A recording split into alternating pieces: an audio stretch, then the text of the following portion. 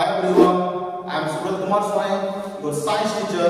Today we are going to discuss a wonderful topic or chapter called sound. This is not only for important for class 8 but also very important for class 9 physics.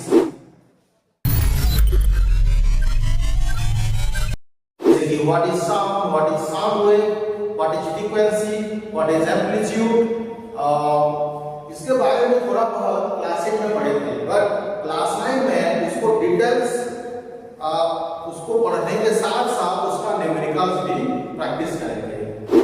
तो आइए समझते हैं sound क्या है। What is sound?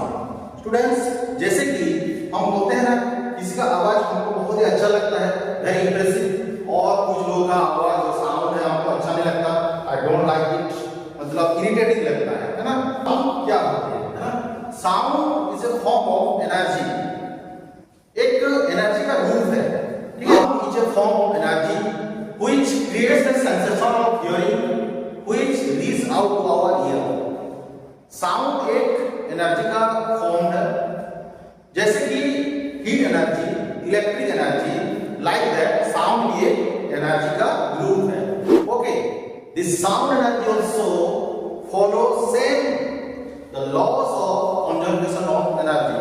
जैसे heat energy और अलग अलग जो एनर्जी है वो भी फॉलो करते हैं laws of conservation of energy को। बेटा ये क्या होता है?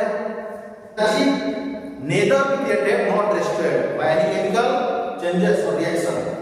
एनर्जी को हम ना बना सकते हैं ना तोड़ करके अलग मॉडिफाई कर सकते हैं। एनर्जी वन फॉर्म से दूसरे फॉर्म को बस ट्रांसफर हो सकता है।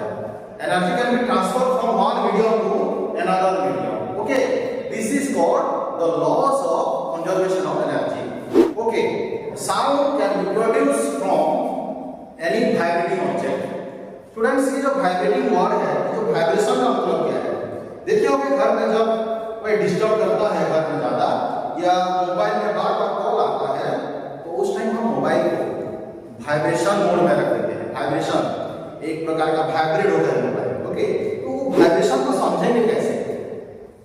जैसे कि आपको बताया, साउंड प्रोड्यूस होता है जब कोई ऑब्जेक्ट वाइब्रेटिंग करेगा। जैसे जो मेरा टैप है, जब इसको हम मारने की कोशिश करेंगे इसके ऊपर, तो साउंड प्रोड्यूस करता है, ठीक है। इससे पहले समझ लेते हैं what is vibration. Vibration is a rapid fourth and back motion of an object, ठीक है। कितने हो गए सेकंड्स? एक मेरे पास एक रोप है, उसमें एक छोटा सा लकड़ी फंसा हुआ है ना। इसमें हम क्या करेंगे, एक पेंडुलम को देखिए, बताइए, मैसेज करना। देखिए पेंडुलम के जैसा ये भी एक ऑब्जेक्ट है, हम इसको क्या करेंगे, फोर्थ एंड बैक मोशन में है। ये अपना रेस्ट पोजीशन में है, इनिशियल पोजीशन में। जब इसको आगे की तरफ से छोड़ देंगे तो ये क्या कर रहा है बेटा, फोर्थ एंड बैक, आगे की तरफ मूव कर रहा है और पीछे की तरफ मूव कर रहा है। ये जो बार बार आगे और पीछे जो हो रहा है, इसको बोलते हैं फोर्थ एंड बैक मोशन, ठीक है। जिसको हम वाइब्रेशन मोड में भी ऐसे समझ सकते हैं। एग्जांपल में ये बस एक छोटा सा एग्जांपल था, how to an object vibrate, ठीक है। और आप क्लिप्स देख सकते हैं, एक क्लिप्स में दिखाई दे रहा होगा कि वाइब्रेशन कोई भी ऑब्जेक्ट कैसे करता है। जैसे कि अगर हम ये टैप के ऊपर हाथ मारेंगे तो ये साउंड कर रहा है, साउंड आ रहा है ना। ओके, बट स्टूडेंट्स, अगर मैं इसको कोई दूसरे मीडियम में, वैक्यूम है, वहां पे मारूंगा फिर भी आवाज नहीं आएगा, आप लोग तक नहीं पहुंचेगा। अब चलते हैं मून पे। जस्ट इमेजिन, मून में जाने के बाद जब हम बात करेंगे ना इसके टॉपिक पे, और हमारा जो आवाज है वो आप लोगों को सुनाई नहीं देगा, हम कम्युनिकेट आपस में नहीं कर सकते, क्योंकि ऐसे हमारे एटमॉस्फेयर नहीं है जिससे बात जो है प्रोपागेशन होगी, एक जगह से दूसरी जगह तक ट्रांसफर नहीं होता। तो हमारे एयर मीडियम में बहुत सारे पार्टिकल्स है, ठीक है। साउंड जैसे ही हमारे माउथ से, हमारे जहां से हमारा साउंड प्रोड्यूस कर रहा है या तो हमारा आवाज निकल रहा है, वो एक पार्टिकल से दूसरे पार्टिकल्स पे ट्रांसफर होके जा रहा है। उस जैसे प्रेयर क्लास में देखे होंगे, एक लाइन में खड़े होते हैं बच्चे लोग, ठीक है, लाइन में खड़े होते हैं। तो अभी कभार ऐसे भी होता है स्टूडेंट्स, लाइन में रहने के टाइम एक बच्चा अगर उसके सामने वाले बच्चे को पुश कर देता है, ठीक है, गलती से हो या जानबूझकर हो, अगर पुश कर लेता है तो वो जो पावर, जो फोर्स लगा है उसको सामने वाला बच्चे को लग लगेगा, यानी वो भी एक दूसरे बच्चे को धक्का देगा, उसके बाद वो सामने वाला को पुश कर सकता है, वो सामने वाले को पुश कर करके जाता है। ऐसे होता है ना, फोर्स से सब अफेक्टेड हो गए लाइक दैट। साउंड में क्या होता है, एक जगह से दूसरी जगह ऐसे ट्रांसफर हो के जाता है, एक पार्टिकल से दूसरे पार्टिकल से। उसका और एक बेस्ट एग्जांपल देते हैं, देखिए तालाब या जो वाटर मीडियम है, एक छोटा सा पत्थर पकड़ के जैसे पानी के अंदर फेंक देते हैं पत्थर को, एक वेव बनता है ना, ये वेव नहीं बनता बेटा, बहुत सारा वेव बनता है ना, जैसे राउंड राउंड करके ऑर्बिट जैसा बहुत सारा वेव बनता है, यानी कि एक छोटा सा पत्थर से छोटा वेव बन के धीरे धीरे पूरा तालाब को कवर कर देता है वेव। एक साउंड एक पार्टिकल से बस दूसरे पार्टिकल्स को पुश कर करके कहां तक जाएगा, जब हमारे कान तक वो प्रोपगेशन आ जाता है तो हम उसको, उसका जो साउंड हमको सुनाई देता है, ठीक है। तो साउंड को पास करने के लिए एक मीडियम का जरूरत है, अगर वो सही मीडियम होगा तो हमको क्लियरली सुनाई देगा। जैसे हमको पानी में सुनाई दे सकता है, कोई ऑब्जेक्ट या कोई लकड़ी में हम बात कर रहे हैं, लकड़ी से एक साइड से बात करके दूसरे साइड को सुनाई देता है, ठीक है। पर वैक्यूम जहाँ पे नो मतलब वैक्यूम वाला जो एरिया है, जहाँ पे एयर नहीं होता, या जो मून का जो एग्जांपल दे रहा था, यहीं पे प्रोपगेशन नहीं होता।